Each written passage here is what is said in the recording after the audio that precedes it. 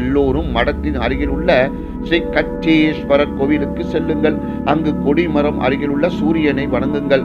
அத்துடன் கார்த்திகை பௌர்ணமி அன்று தோன்றும் சந்திரனையும் வணங்க வேண்டும். இதனால் வாழ்வே பிரகாசிக்கும் என்று பெரியவர் சொல்லுவார். கார்த்திகை விளக்கேற்றுவதற்கு மடத்தில் இலுப்பை எண்ணெய் பயன்படுத்துவதற்குரிய காரணத்தையும் பெரியவர் சொல்லி உள்ளார். வீடுகளிலும் கார்த்திகை அன்று இலுப்பை எண்ணெய் ஊற்றி விளக்கேற்றுங்கள். காரணம், இந்த எண்ணெய் முருகப்பெருமானுக்கு விருப்பமானது. மேலும் எதிரிகளின் தொல்லை, கடன் தீர்த்தல், ஆயுள் விருத்தி, சகோதர உறவு வலுப்படுத்தல் ஆகிய நற்பலன்கள் கிடைக்கும் என்று அருளாசி வழங்குவார்.